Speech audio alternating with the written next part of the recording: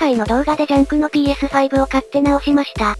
22,000円で PS5 が手に入ったのはでかかったよな。あれからしばらく経ちますが、今でも普通に使えています。そして今回はこれを使って新しい携帯型 PS5 を作っていこうと思います。正直なとこ、前に作ったやつはサイズと重量からして、携帯型というには無理があったよな。17.3 インチの液晶パネルといい、色々と欲張りすぎましたね。結局バッテリーも1時間すら持たないわけだから、省いちゃってもいい気はするよな。それも踏まえて今回は機能を絞りつつ、実用的な携帯型 PS5 を作っていこうと思います。ということで早速 PS5 を分解して、マザーボードと必要なパーツを外していきます。これで PS5 の中枢となるマザーボードが取り外せました。前回の携帯型 PS5 に使ったマザーボードと並べてみたんですが、全然大きさが違いますね。サイズで言うなら3分の2くらいの大きさになってるよな。これのサイズで最終的な大きさが決まると言っても過言ではないので、前回より大幅に小型化できそうですね。ということで早速マザーボードに手を加えていくわけですが、まずはこの APU の冷却機構を作るところからですね。PS4 では消費電力が70から 80W 程度だったので、ノートパソコン用のヒートシンクでも問題なく冷やせていました。一方で PS5 では消費電力が 200W 程度まで上がっているので、今までのように簡単に冷やすことができません。PS4 の3倍近い発熱量か。それもあって、前回の携帯型 PS5 では、元々の冷却機構をそのまま流用していました。しかし、このヒートシンクは横に大きすぎます。せっかくマザーボードが小さいのに、これじゃサイズが大きくなっちゃうな。ダメ元ではありますが、最初はその辺にあった CPU クーラーを使ってみることにします。早速マザーボードに取り付けるための固定具を印刷し、インサートナットを埋め込み、クーラーに取り付け、ネジで固定します。これでマザーボードに取り付けられるようになりました。ということでマザーボードに固定し、動作確認。実際にゲームをやっている状態でも、思いのほか動きますね。意外とこんなクーラーでも冷やせちゃうんだな。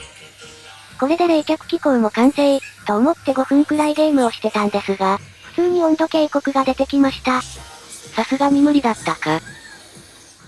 後々調べて気づいたんですが、どうやらこの CPU クーラー、TDP65W までの対応みたいです。道理で消費電力 200W の PS5 を冷やすのは厳しいわけだ。200W すべてが熱に変わるわけではないですが、これを冷やすためにはより強力なクーラーが必要ですね。というわけで新しい CPU クーラー、元いヒートシンクを購入しました。なんか変な形のヒートシンクだな。もともと HP のサーバーに使われていたもののようで、見た目こそコンパクトですが、サーバーグレードの CPU を冷やせるみたいです。そしてこのヒートシンク最大の特徴は、背面にベーパーチャンバーがついていることです。なんだそれ。一般的なヒートシンクは、ヒートパイプを用いて効率的にフィンに熱を移動させる方式が主流で、PS5 のヒートシンクもそのタイプに当たります。熱の移動経路を線で繋げられるわけだな。一方でベーパーチャンバーはヒートパイプを平らに広げたようなもので、熱を面で伝えることができます。ヒートパイプと比べて熱源からフィンまでの距離が短いから、冷却性能は高そうだよな。全体としてのサイズも小さくなるのでありがたいですね。余談が長くなりましたが、このヒートシンクの性能を知るために、サーバーの対応 CPU リストを持ってきました。ここで注目すべきは一番右に書かれた TDP の値ですね。このリストを見る感じだと、TDP145W の CPU も冷やせちゃうっぽいな。PS5 の消費電力である 200W には届きませんが、冷却性能には期待できそうです。ということでマザーボードに固定するため、ヒートシンクの余分なネジを取り除き、固定具を印刷して、インサートナットを埋め込み、固定具が完成。あとはこれをマザーボードに取り付け、ネジで固定し、ヒートシンクを乗せて、ネジで固定したら、取り付け完了です。これで冷却機構は完成だな。と言いたいところですが、この状態ではまだ風を送るためのファンがついていません。PS5 のはちょっと大きすぎるし、ヒートシンク同様、また別のものを探す必要があるな。しかし、そう簡単にちょうどいいサイズのファンは見つかりそうにないので、今回は自分で作ってしまおうと思います。そんなことできるのか？まず用意するのは、よくあるタイプのファンです。これをフレームから外し、羽を切り落とします。表面を滑らかにしたら、台座と羽の部分を 3D プリンターで印刷。サイズ的には相当小さくなりましたね。あとは台座にモーターの部分を接着剤で固定して、羽の部分をかぶせたら、ファンの完成。同時に、マザーボードとファンを固定するための板も作ってしまいます。今回はアルミ板を使うんだな。今までは軽量ということでプラスチック系の材料を使用していましたが、PS5 では APU 以外で発生する熱も多く、放熱する必要があるため、アルミ板を使うことにしました。そうこうしているうちにマザーボードを乗せるところまで来たな。あとはファンの羽の部分を取り付けるだけなんですが、そのままだと風の通り道がないので、ファンカバーも印刷して取り付けます。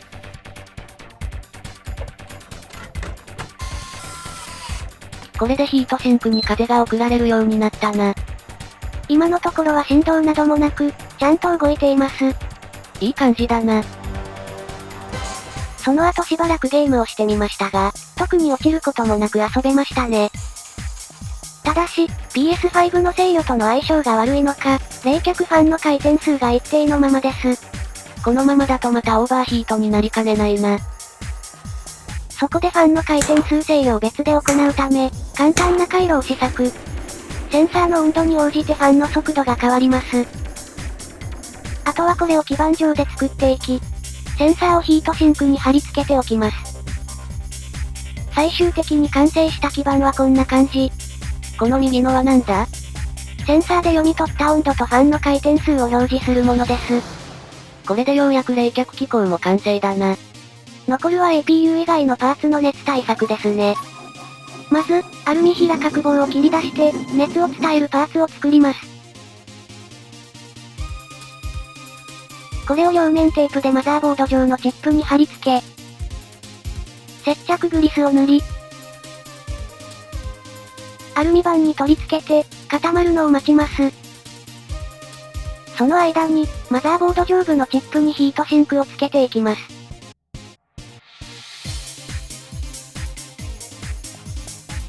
接着グリスが固まったら、マザーボードを取り外します。そしてチップが触れる部分に普通のグリスを塗っておきます。続けて VRM 周辺。ここは特に発熱するので、ヒートパイプを使ってアルミ板に熱を伝えられるようにします。ということでマザーボードをアルミ板に再度取り付け、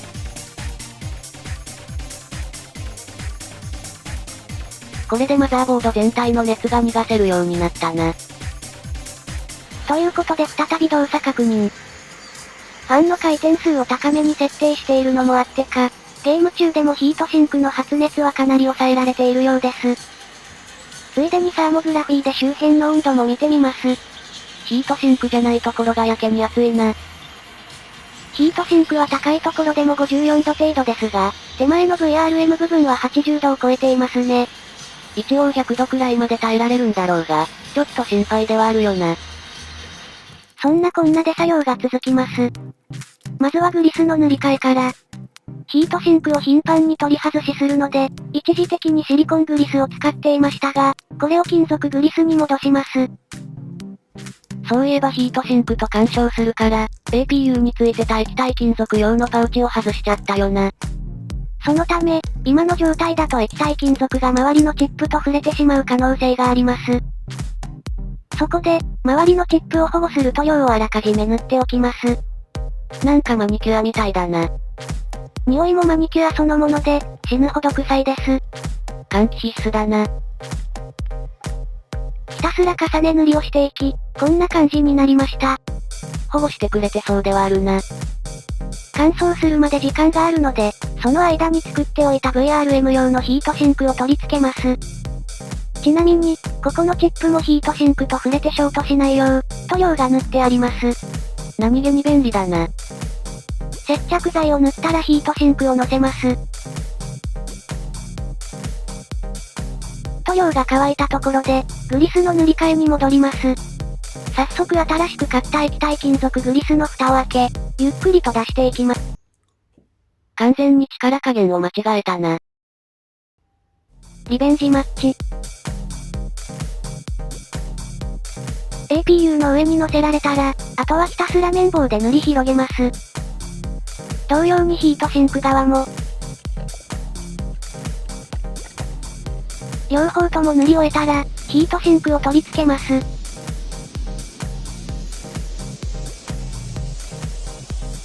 改めて動作確認。VRM 周辺の温度が65度まで下がったな。ヒートシンクの効果は大きいようです。これなら長期的な使用でも安心だな。ここからは回路部分の製作を行っていきます。背景にあるのが各パーツの接続イメージですね。まだ付けていないパーツがたくさんあるな。ここからパーツをどんどん追加していきます。まずは液晶パネル部分から。今回は前回より一回り小さい、15.6 インチの液晶パネルを購入しました。さすがに17インチ超えは大きすぎたよな。4K なら大きい画面で、と考えていましたが、持ち運ぶのには向いていませんでしたね。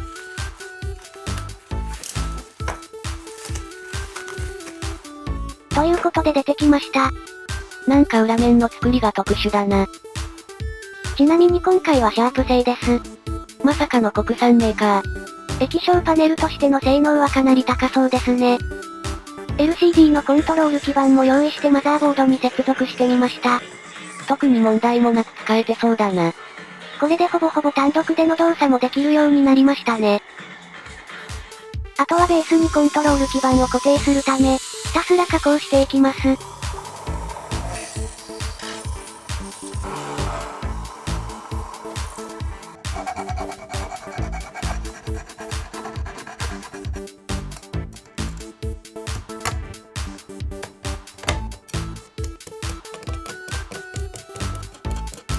加工が終わったらコントロール基板を取り付けていきます。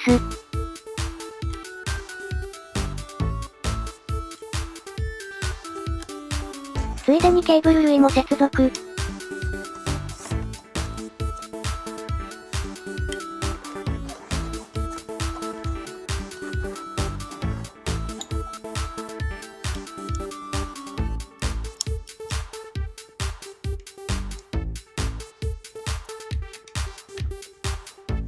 これで液晶パネルとコントロール基板の取り付けが終わりました。続けて電源部分を作っていきます。さっきまで使っていたサーバー用電源と同じものをもう一つ購入。これを組み込むために分解していきます。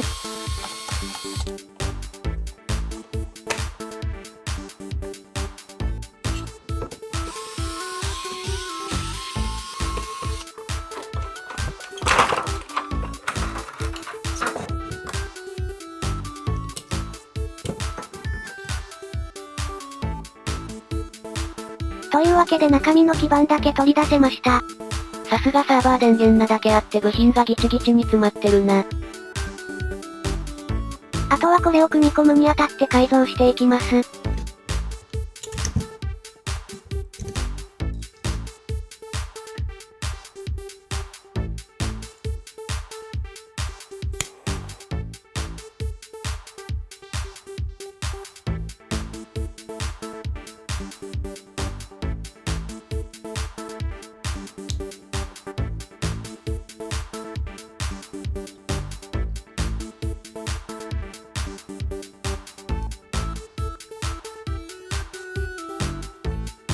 一通りの改造が終わったので、ベースに取り付けていきます。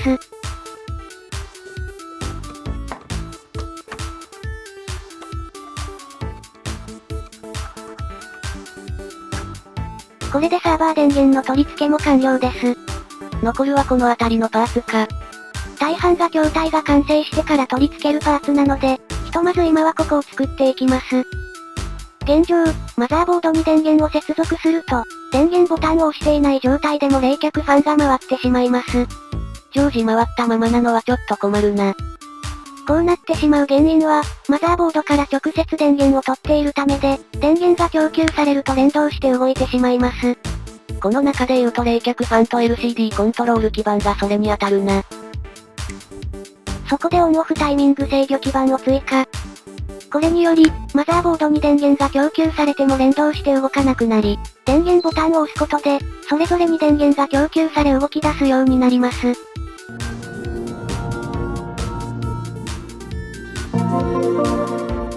これなら無駄に電気を消耗せずに済みそうだな。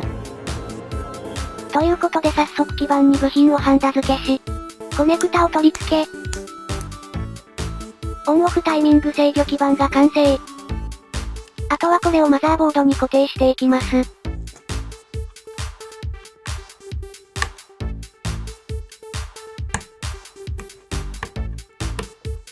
これで大方必要なパーツが揃いました。この状態で動作確認をしていきます。ちゃんとファンが回らなくなってるな。電源ボタンを押してみます。回り始めたな。回路がちゃんと機能しているようですね。このまま起動できるか。なぜか途中で電源が途切れました。もしやと思い、取り外していた爆音の冷却ファンを戻してみました。再度動作確認。うるさ。相変わらずですね。ということで電源ボタンを押します。果たして、電源が落ちることはなくなりましたが、映像が出ません。2分ほど経過したところで、ビープ音が。これが鳴ってるってことは一応起動はしてるみたいだな。なんとなく LCD コントロール基板が怪しいので、一度サーバー電源を離れたところに置いてみることに。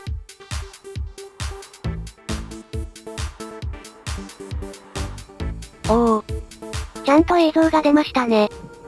原因は上にサーバー電源があるからだったんだな。おそらくサーバー電源から出るノイズが影響していますね。それを対策すべく銅板を用意。これを上に乗せます。そしたら銅板をグラウンドに接続しておきます。ということでサーバー電源を元の位置に戻して動作確認。本当にこんなので効果あるんだろうか。映像が出ましたね。すんなり解決してしまった。これで回路部分も完成ですね。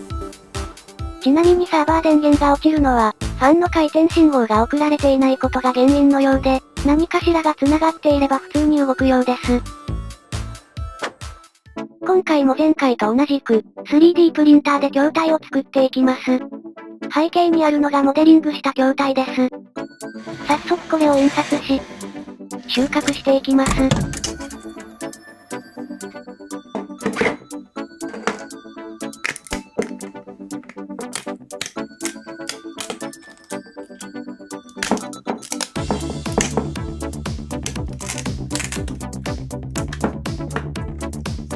これで筐体のパーツが揃いました。スリット部分を本体にはめ込んでいきます。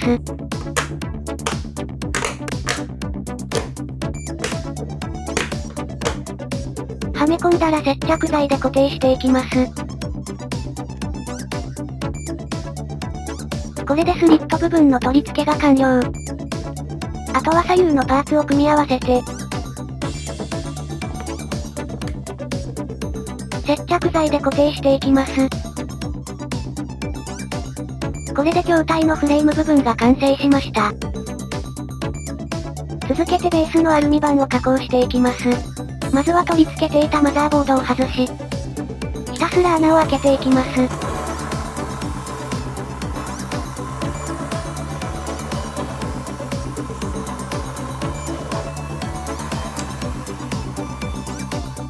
穴を開けたところにネジ穴を作ったら、ベースの板への加工が完了。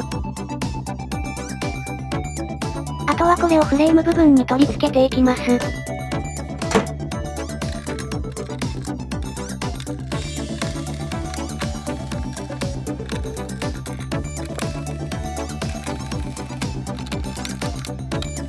ということで筐体が完成。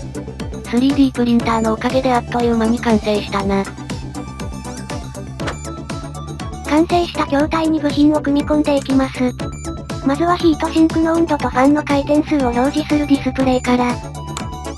これはいつでも見えるよう筐体上部に配置しています。続けて冷却ファンのモーター部分。ネジ止めする都合上、マザーボードより先に取り付けます。そしたらマザーボードを乗せていきます。あとはネジで固定し、基板を固定するための六角スペーサーも取り付けておきます。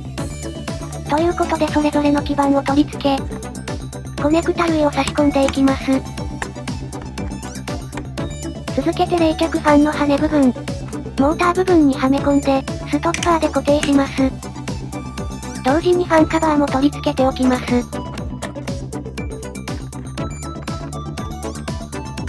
ということで次は LCD コントロール基板。あとあと上に銅板を固定するためスペーサーで固定。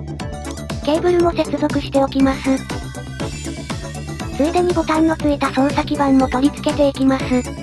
まずはタクトスイッチを分解して、ボタンの部分を取り外します。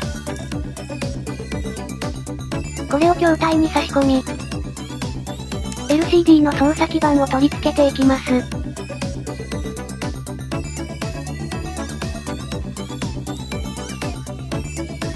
あとは残ったケーブル類を接続して、ノイズ対策用の銅板も取り付けておきます。続けて USB ハブ。そういえばまだ取り付けていなかったな。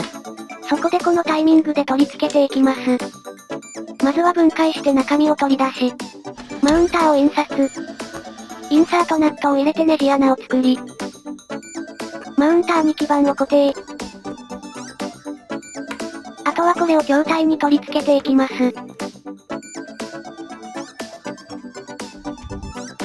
ということで次はサーバー電源。ちなみに真下にある銅板は基板が触れてショートしないよう、表面にカプトンテープを貼ってあります。そして同時にヒートシンクから出る熱風を逃がすための部品も印刷。今回はあえて熱を背面側から逃がすんだな。本来はそのまま上方向に排気するつもりでしたが、持ち手をつけることを踏まえ、この形になりました。最後に電源とマザーボードをコネクタで接続しておきます。続けて電源ボタン。電源ボタン基板に外付けでボタンをつけていきます。まずはボタンにケーブルをハンダ付けし、電源ボタン基板についているボタンを取り除きます。そしたらケーブルを基板にハンダ付けして、電源ボタンの外付け化が完了。あとはこれを筐体に取り付けていきます。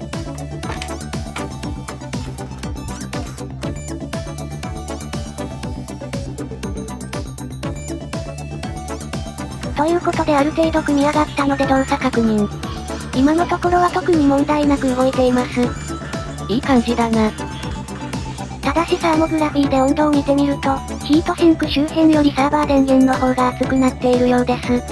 風が当たらない分、熱がこもりやすいのかもな。そこで冷却ファンを追加。ベースに六角スペーサーを取り付けて、ネジで固定しておきます。このままだと風が横に流れてしまうのでガイドを印刷。これで電源側に風が流れるようになります。続けてスピーカー部分。今回もノートパソコンに内蔵されていたものを使います。ただし、そのまま使うのではなく、スピーカー本体だけを取り出して流用します。ということで取り出せました。スピーカーだけだとかなり小さいな。早速スピーカー本体を入れるボックスを印刷して、スピーカーを取り付け、蓋を閉めます。これでスピーカーが完成。あとはこれを本体に取り付けていきます。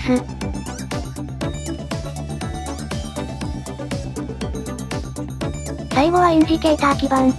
PS5 の状態に合わせて光る色が変わるやつだな。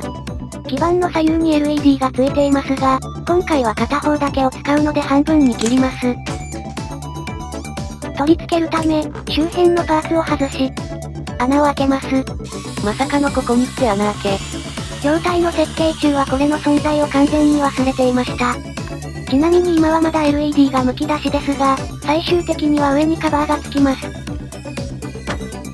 ということで筐体の仕上げに移ります。背景で回収しているのは、筐体の外装部分です。今回は塗装ではなく、別で作った外装を貼り付ける感じなんだな。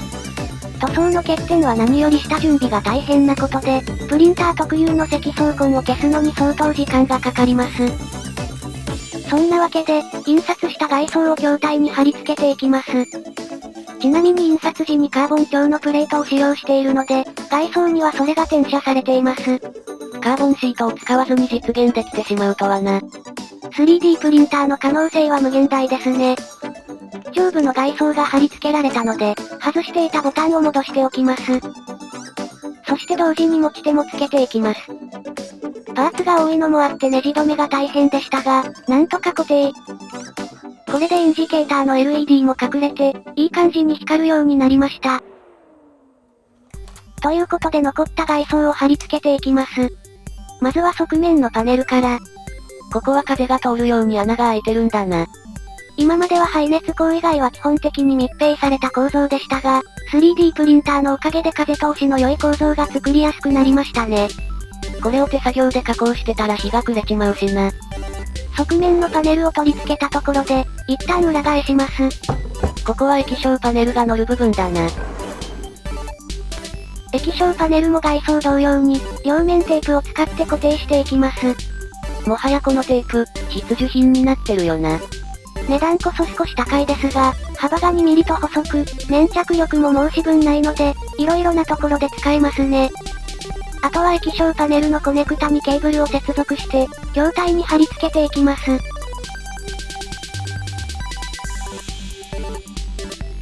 忘れないうちに、保護フィルムも剥がしておきます。続けて液晶パネルの縁部分。印刷しておいたパーツを両面テープを使って貼り付けていきます。そういえば今回はグレア液晶なんだな。反射は目立ってしまいますが、映像の綺麗さではアンチグレアを上回りますね。というわけで最後に株の外装を貼り付けておきます。これで大方完成形に近づいたな。最後は本体の背面パネル。使うのはアクリル板で、これを加工していきます。ということは背面はスケルトン構造になるんだな。久しぶりに加工してて思うんですが、アクリル板の加工って結構大変ですね。熱で樹脂がすぐに溶けちゃうから、刃と溶着して厄介だよな。ついでに余ったアクリル板でスタンド部分を作っていきます。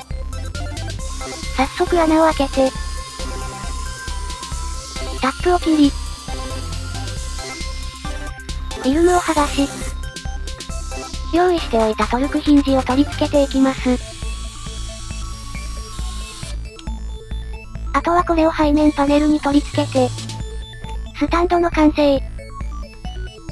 最後に電源ケーブルの差し込み口を取り付けておきます。あとは本体に取り付けるだけなんですが、その前にいくつかパーツを作っていきます。ここで作っているのはスペーサーで、背面パネルをネジ止めできるよう本体に配置します。追加で本体四隅にはこのパーツを使ってネジ穴を配置。これで背面パネルを8点で止められるようになりました。強度的には十分そうだな。ということで背面パネルを取り付けていきます。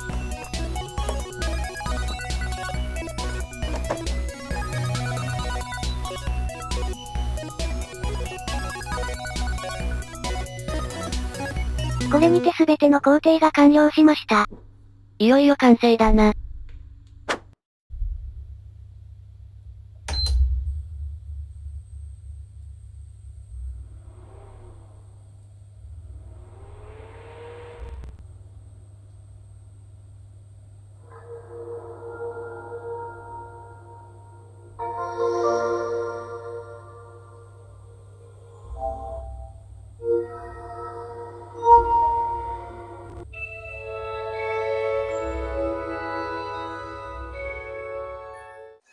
というわけで無事に完成したので、各部の紹介をしていきます。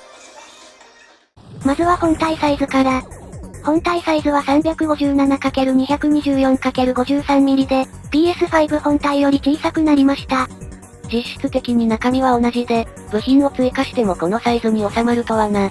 中でも冷却機構の小型化が特に影響が大きかったですね。続けて重さを測っていきます。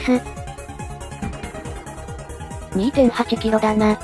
前回の 4.8 キロと比べると大幅に軽量化されましたね。PS5 本体よりも軽いわけだから、持ち運ぶのも現実的かもな。試しにノートパソコン用のバッグに入れてみることに。意外とすっぽり収まったな。この状態なら安心して持ち運べますね。また、今回は電源ユニットが本体に内蔵されているため、外付けの AC アダプターが必要ありません。電源コードだけ持ち運べばいいから、荷物も減ってありがたいな。ここからは本体の機能を紹介していきます。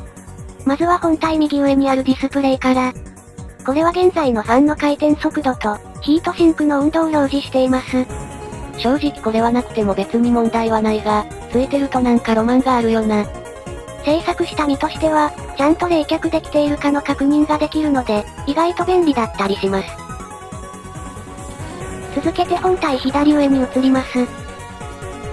一つ目は USB ポートで、ストレージの接続やコントローラーの充電などに使えます。何気にポート数も増えてるから、同時に色々接続できるな。試しで接続した USB メモリもちゃんと認識しましたね。二つ目はイヤホンジャックで、ヘッドホンやスピーカーなどを接続できます。やっぱ外付けのスピーカーの方が低音が響くな。なんだかんだで内蔵スピーカーは最初のモデルから構造を改良しているんですが、さすがに外付けにはかないませんね。このあたりも次のシリーズでこだわってみたいとこだな。ということで3つ目は LCD コントロール基板につながる操作ボタン。液晶パネルの明るさやスピーカーの音量などが変えられます。何気に輝度の範囲が広いよな。相当暗くできますね。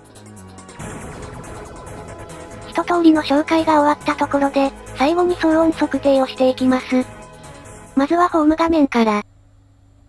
だいたい37デシベル前後ですね。ほぼほぼ無音だな。続けてゲームプレイ時。だいたい45デシベル前後ですね。ファンの音が聞こえはするが、ゲーム音があれば気にならないレベルだな。実際にゲーム音ありとなしで比較してみます。まずはゲーム音あり。これだけファンに近づいてもほとんど音がしないな。続けてゲーム音を消してみます。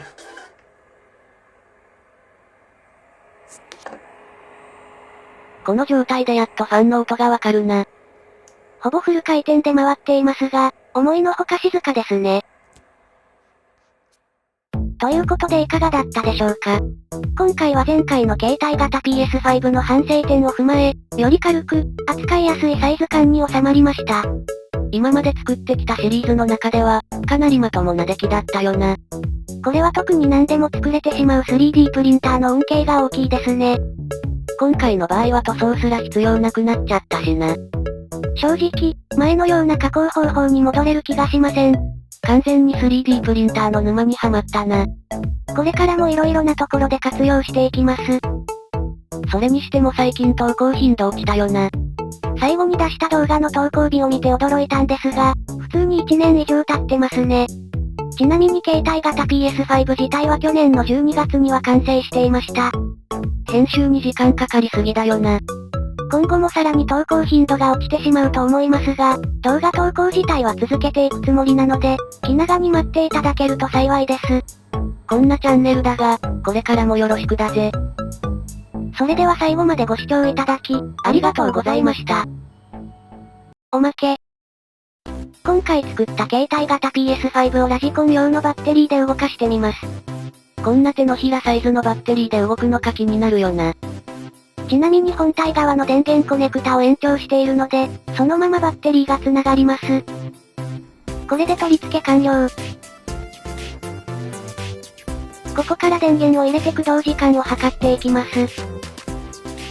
横に時間の変化がわかりやすくなるよう時計も置いておきます。いやでかすぎな。近くにあるアナログ時計がこれしかありませんでした。ということで普通に動きましたね。ではここからゲームをプレイしていきます。